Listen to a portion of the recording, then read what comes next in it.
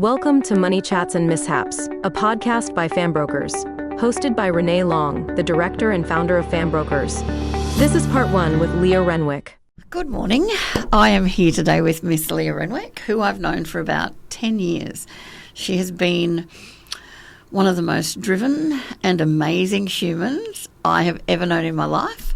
So we've shared some things like experience with breast lumps, women's things, and life, tumultuous things, wonderful life, and things that happen. So we're just here today to talk about, maybe draw some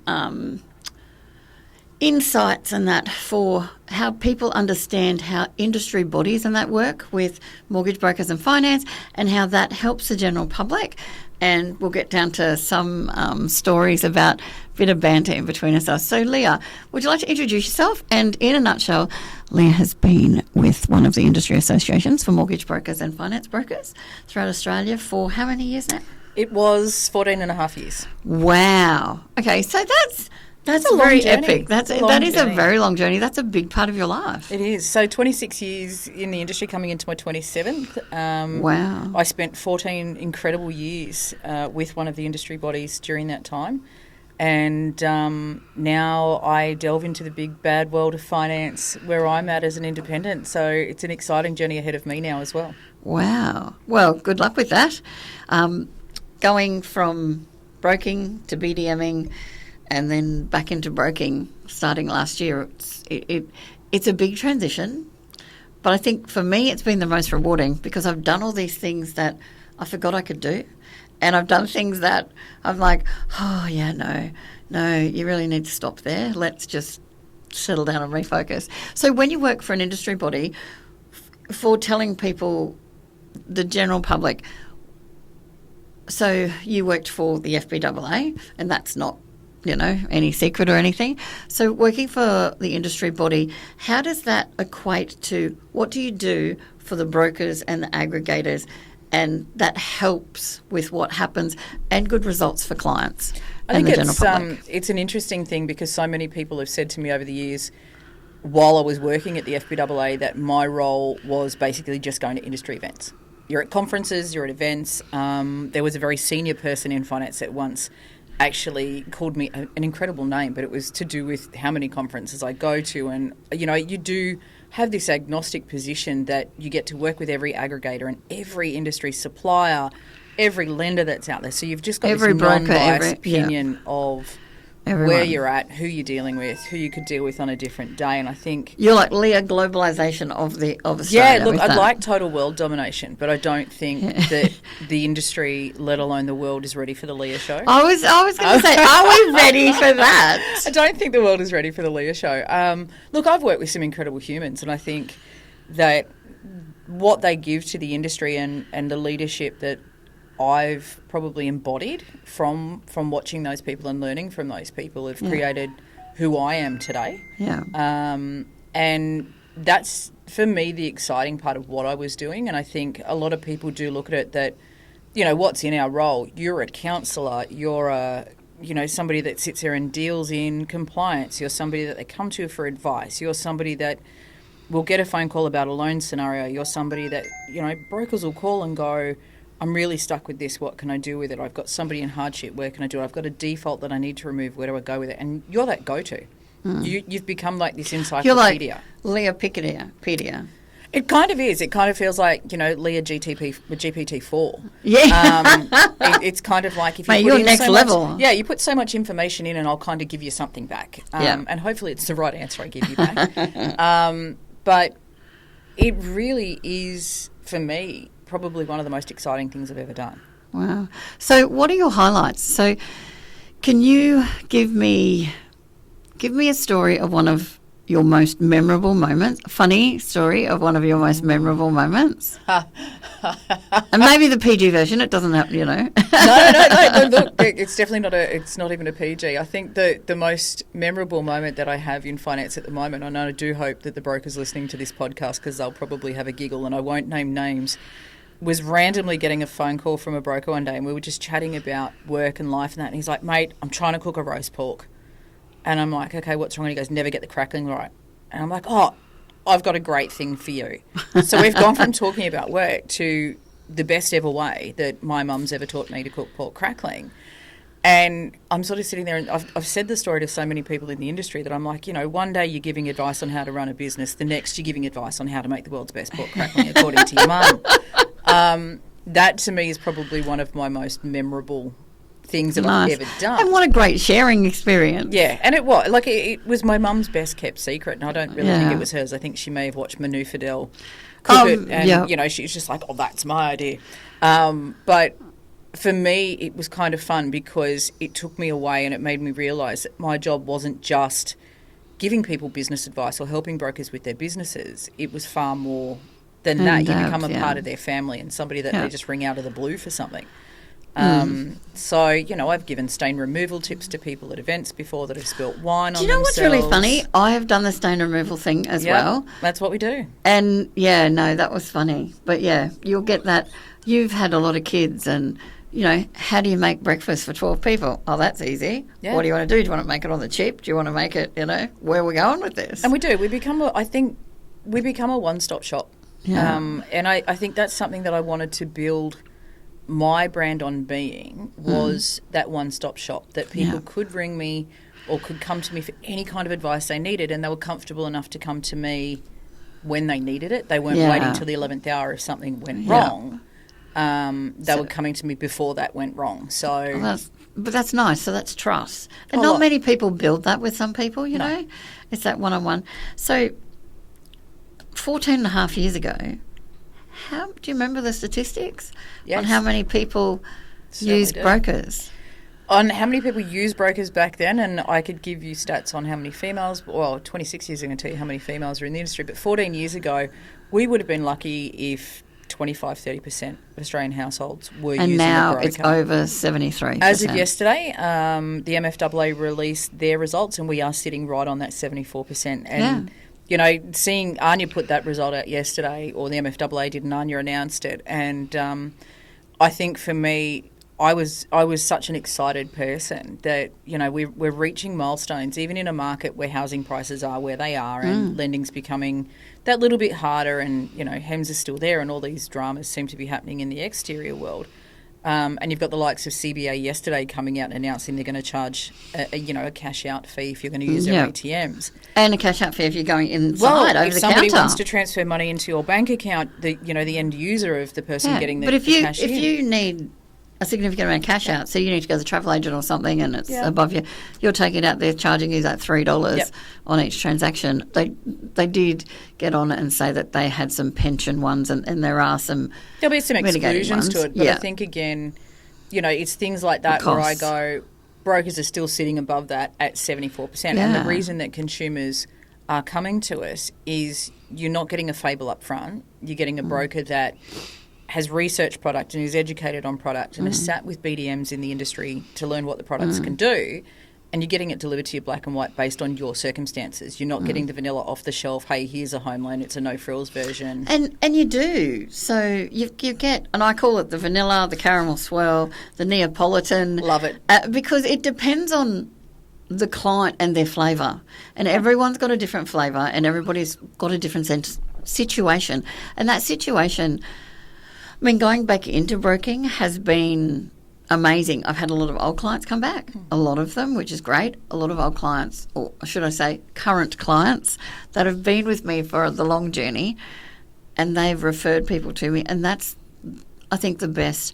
And no matter how many brokers you are, or whether you're a BDM and go to a broker, that's one of the nicest things. And you would have brokers that would have followed you for things. I have. I've had brokers follow me throughout my journey in industry, which is been kind of cool. I've had brokers that, since I joined the FBAA back in the beginning, that have been with me, for that 14 and a half year journey. Where those brokers will go now that I have decided to step into the big bad world on my own, look, they've got to, I think it comes down to choose your own adventure. Yeah. And I loved those books. Oh my gosh. And they were great. That was such a reality check and a life Go to page check. 83. Yep. Choose your own adventure on where you want to go. And I think I've lived life pretty much by the same theory, that I have picked my own adventures in it. I mean, I stepped into this industry God, back in the days of Avco. You And, used to work with my ex-boss, that kind even. of scares me a little. Yeah. But it's true. It's I stepped in at Avco. My first experience in financial services was working at Avco in Penrith, and wow. I lent money at 34.95% and slept at night. Didn't think 2 cents worth about it. I used to do recoveries back then, and you could take everything by the fridge and the lounge. I'm still concerned about why we actually had to leave them with a lounge. I'm not quite sure what the lounge had to do with it, but it's a bit awkward that you can have a fridge and we'll give you a lounge, but The rest of it's ours. it is. And then from doing collections there, I went and got a private investigations license, and I just got a real sense of this was the industry I wanted to be in and I needed to be in. I sucked at maths at school. I did, and look, if any of my school friends are listening to this, they'll laugh. I spent more time at a race course than I did in the classroom. And I learnt maths on my feet because I was a bookies runner. Melbourne Cup, you're the girl to go to. Oh, I wouldn't say that. I've sucked severely at the last few Melbourne Cups. I was a bookies runner for so Really? many years when I was younger, courtesy of my mum having a client that was a bookie. And Wow. I was terrible at maths off school, but Charlie's biggest thing was I had to learn maths on my feet because as a runner, then and there you had to be able to do your mathematics. And And you know what's funny? You wear your heart on your sleeve. I do 100%. too, and I think that's wonderful. I think it's a great human characteristic because you care. I will say I do love your posts on Go the Penrith Panthers. Mate, you are so diehard. And I if people love can it. see me sitting here today, I have a Panthers hat on. That's right. Yes, So, I do. I am diehard about my Penny Panthers. You do. So I'm a girl from Penrith originally. yeah. I grew up in a very early era of the Scott Sattlers and the Matty Adamsons and the Ryan Girdlers and the Craig Gowers of the world. Yeah. And had a passion for league just because it's one of those sports that, you watch the intensity that players go through and you watch the training and you watch the mindset. It's like boxing for me. Everything's a mindset. Yeah, and on that mindset, and I digress a bit, back to finance a little, I get a lot of clients contact me to say, I want to be a mortgage broker. Mm-hmm. Now, when you talk to people, so it used to be 10 years ago when I said to people, I'm a mortgage broker, mortgage and finance broker, I'm so proud. And then they'd go, oh. Yes, some of them. I do remember that Do you era. remember that? You're one of those. One of those. It's like scum sucking bottom feeder, but you're not. And now it's, so you earn $8.5 million a year and don't have to work. Yep. And it's like, I don't really know any brokers that earn that, and I don't know any broker that doesn't bust their butt, because you can see somebody. So I'm working with a first home buyer, and I love first home buyers. I love self-managed super funds, trust. I like difficult ones as well. Your big commercial $25 million construction deals, love it. But working with him, it sort of brings it back down to your grassroots sort of level. And I've worked with him for about 40 to 50 hours before he will come to me to buy a home. So it's all that extra stuff you do and all that extra stuff you do afterwards, during, working with that client, because I always think of it as it's their credit file, it's their money, and it's their life. It affects them so much, and they're going to know that reflects. But then you've got people that don't see any of that and think that, you've contacted me 4 times, we've got the loan approved, you've sent some documents through, that's all you've done. You've made 3 phone calls, you typed in my name and address, and boom.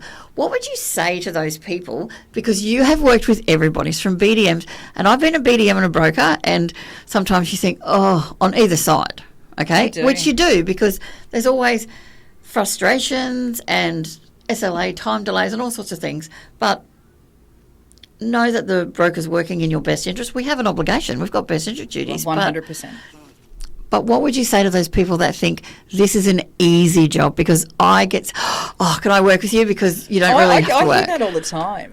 Look, You go out to industry functions. You have fun. We do. That all we do as BDMs is go out and get drunk. Mate, level on bitters and I go off. Well, look, the reality of the whole situation is I think a lot of people see the other side of it, and there's been quite a few authors out there that have written books about, brokers earn this, and they'll keep you up front, and they'll keep a trail, and then there are books on top of books on top of books, and, you should reach out to your broker and tell them that you want to have their trail.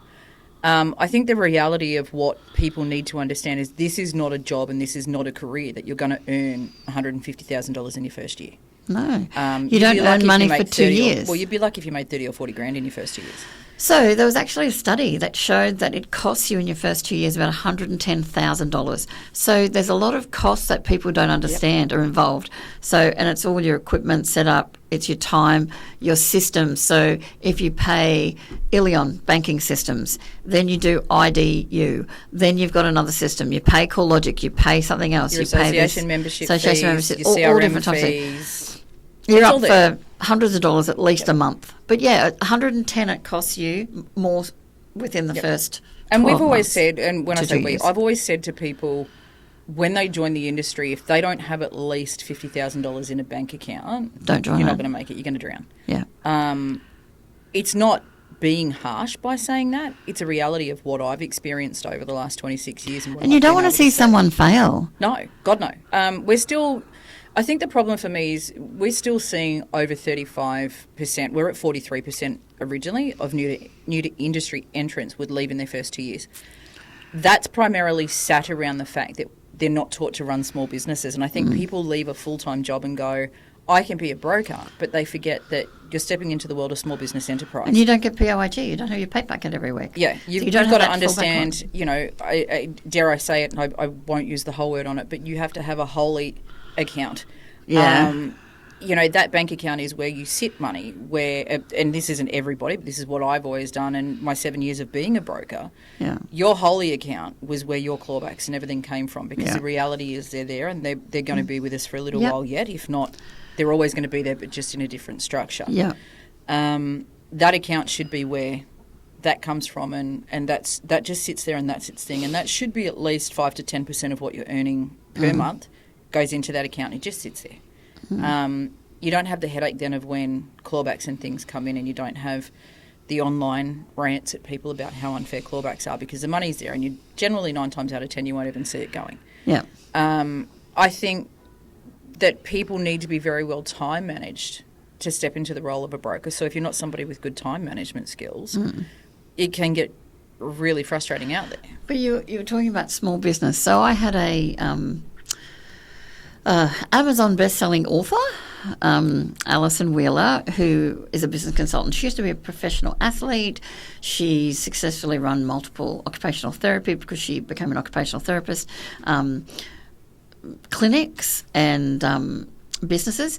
And one of the things she said on the podcast when I interviewed her is people need to stop thinking about their business as them and think about it as a business. And I think that was a mic drop moment for me, because when I came back into it, it was about me.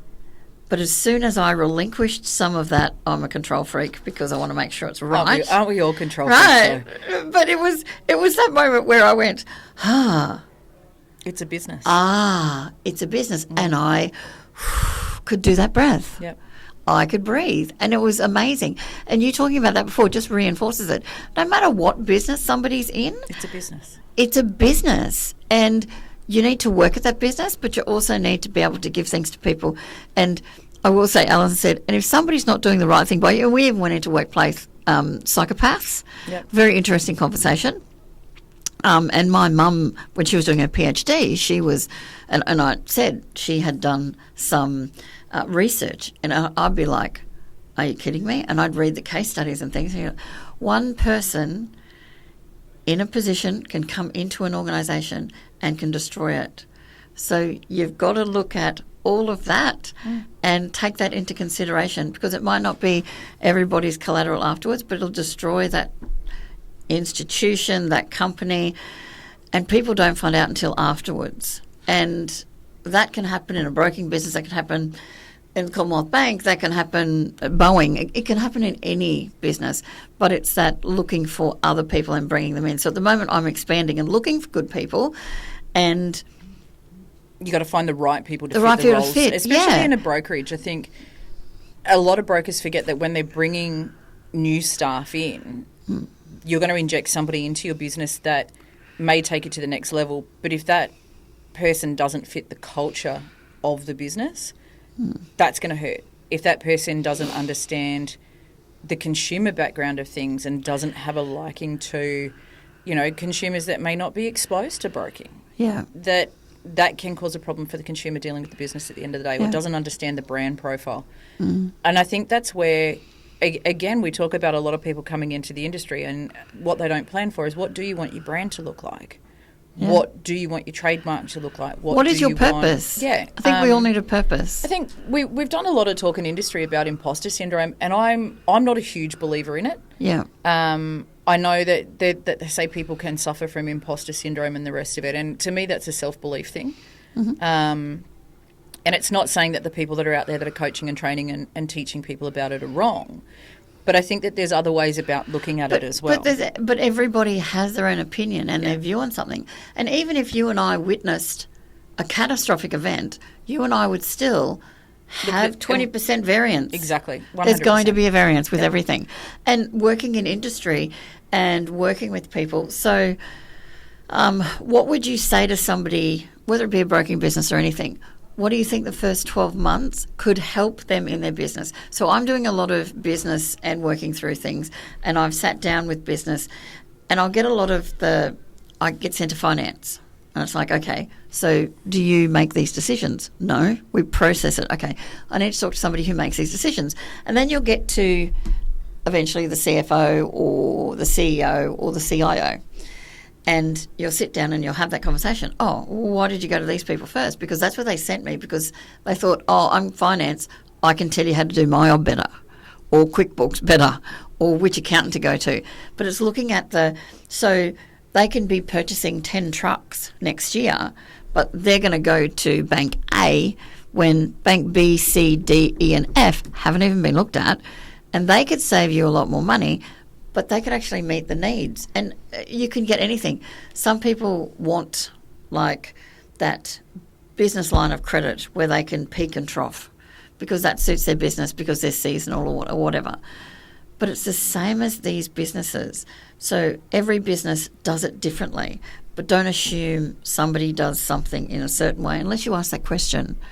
And I know you've asked so many questions. Absolutely just sounded like a broker then with how you went about the long way about that question, and you sounded exactly like a broker. But that's what I was meant to do. Yeah, you did. Look, I think there's a lot of parts to that point, and a lot of things could be broken down in it. That how do I start this one? There's a lot of brokers out there at the moment. There's a lot of branding out there at the moment about bankers becoming brokers, and there's a lot of stigma around that, and that's probably a great place to start. That I think the push for bankers to become brokers, they've got an understanding of credit, but there's a lot of bankers out there that haven't dealt in the extreme mum to dad situations. They've dealt with the people that have gone through a bank door. They haven't dealt with mum and dad that are on workers, like dad's on workers comp, mum's out doing this, or mum's on workers comp, dad's got an income. How do you manage that? There's a lot of banks who've never seen that before, and I think that's when you step into the broker world, that's what we do well, because we're looking at the variable. I think that the one bit of advice I can give to people out there that do want to walk into this world is just do your research first. It's not for everybody. I'm not going to be the person that stands in front of everyone and say, becoming a broker is for everybody. You're right in what you said. We don't earn $8 million a year, and if we did, God, I'd have a private bank account somewhere over in Mallorca. And you and I would be doing this from maybe the Bahamas? Yeah, look, I'd say the Beautiful Bahamas. Time of year. Probably Nassau, because it's a tax-free nation. Oh, hello, yep, we can do that. This is why cruise ships. So if anybody wants to sponsor up to go over there, we're going to do a show. Anybody wants to do the crowdfunding for to do it. Look, I think really anybody that's coming into it is oh gosh, I'm going to do a shout out to two people here in my life. Amanda Stevens is one of them, and I have the greatest respect for Amanda, who taught me many moons ago, and if she's listening, she'll probably laugh, that 80% of financial decisions in the Australian household are made by a woman. And that stuff sticks, and to this day, it still is the same stats that are out there. Men might think that they control the purse strings. I like to let my partner think he does, but at the end of the day, tell him. He will still check in on me and go, hey, need to do this, what am I doing with it? Or, hey, we've got to do this, how do we do it? It's still one of us that sort of sits behind it. that's a and look, I think that's where relationship. Anybody coming to this industry just needs to understand the market you're dealing with. I think the other side to that is what Mark Burris has taught me, and the many times I've seen Mark speak, and I've got to know Mark over the years as well. His favourite 2 words are shoe leather. And it comes with a big meaning for anybody out there that's ever seen Mark speak before, that in his first few years, all he did was walk and knock on doors and put stuff in mailboxes and get out and speak to people. Yep.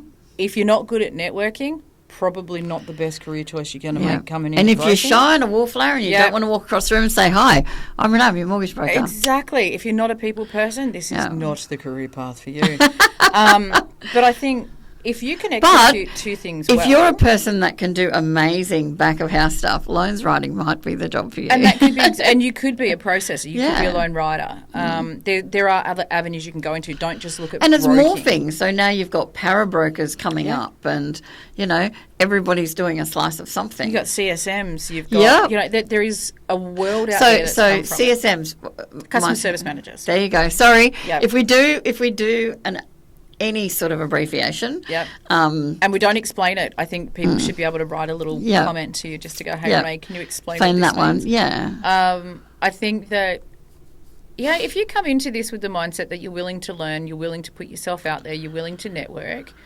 But I think a lot of the old school stuff's been forgotten as well, that, get out and reach out to your local community groups. You've really got to have the initiative in the first 90 days of business. That's going to be when you're putting yourself out there. It's not you're going to come in and write business straight away, because there'll probably be a lot of brokers listening. That never ever happens. In your first 90 days, you're not going to make any money anyway, because you've got a 90-day hold on what money you're making. So I think if you execute that well, you'll do well. I think you need to get involved within your industry bodies. And I say bodies because both of them have a great complement to the industry itself. Both of them. And you know what they do? So the FBAA and the MFAA. You don't want to be a member of one or the other sometimes, because you they can be both members have, of both. And you can, exactly. 100%. And I don't think, and I've talked about this before, people think everyone's in competition, like brokers, banks, associations, insurance. We're not in competition. We all work together. And you know what? The good ones do. And the ones that have heart do. And the ones that have knowledge and share. So when I first started, I went under my dad, as you know. Shout out to my dad. You're a grumpy old fart. Love your dad. But a cranky old fart sometimes. Excuse that. I'll have to edit that because he listens. And then he will phone me and say, what did you call me? Anyway, so working under him was terrible. So I'd had some very senior roles in my life. I was educated, and a lot of things happened in my life that changed, and went into broking. I said, Dad, can't be too hard, you do it. So I was that person, and I got into it and I thought, that's a lot harder than I thought. But if I didn't work with the industry bodies, other brokers, making friends with other brokers, I've got long-term friendships with BDMs and brokers and state managers, CEOs, heads of credit all over the country, because you get to do that. You get to know people. I think that you come on the journey with us for good days and bad days. Yeah. And not every day's a good day, and not every day's a bad day. And one bad day turns around tomorrow. Yep. It's like life. It is that roller coaster. And you never know, the person on the end of a phone, you never know what they're going through. And I think some people forget that. I think brokers are synonymous for forgetting that when they're dealing with credit people and everything as well, that, these people have got a life outside of work, and there could be something going on. We just don't know about it. The credit people doing what they're doing are only going by the policies that are in front of them. And I'm not saying every credit person's right. I've seen some absolute doozies in my time. Yeah. I've seen deals that I would have, written out of my own bank account, and a credit person has said no to it, and you're sort of sitting there belting your head against the wall at 4:30 on a Thursday afternoon when the client needs it by bloody Friday. I just think it comes with a point of, I know people get frustrated quite easily. Yeah. But I think a little bit of compassion goes a long way. And I think if you gain the ability to understand the people that you're dealing with, and that's the credit people, the compliance people, the BDMs, get a real understanding for the people that you're dealing with, and your business will go a lot further.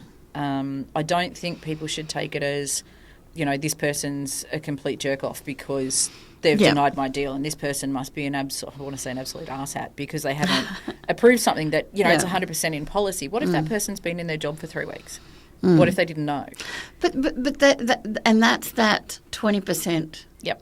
of the fudge outlier that we don't know about. No, and I think we have to treat it with a bit of pace, a bit of understanding. I still like to work on a 3-strike policy with people that, you never know what is happening in their life. Yeah, and you you're don't right, know. 100%. And when your clients come to you, I mean, there's shame around things, there's embarrassment, there's things that they didn't know about. There's breakups, all sorts of things. So a lot of my deals at the moment are from divorces, from clients. And it happens, I think, in this state of where Australia's heading to at the moment with where financially things are at, we are going to see more pressure put on marriages. And that's one of the biggest stresses in your life is finances. Yep, 100%. And so I've recently gone through it, so not divorce. No. But not the divorce side of it, but the financial worry has crept into my life very recently, and it spiraled me straight away. The panic attack over, I've got all of this that I know I've got to pay out. I know I've got these bills to pay per month. I've got to have this coming in. That goes through your head, and with the cost of living the way that it is at the moment, this is happening out there to the public. And I think that's where if brokers have a great relationship with their clients, and if they have been in contact with their clients, and this goes back to something we were talking about earlier before we started the podcast, if you have that relationship, your client's going to pick up the phone and they're going to talk to you about, my cat got run over and I had a $3,000, God forbid that happening. So I've been invited to birthday parties, christenings, 50th parents' wedding anniversaries, and I think that's the loveliest thing.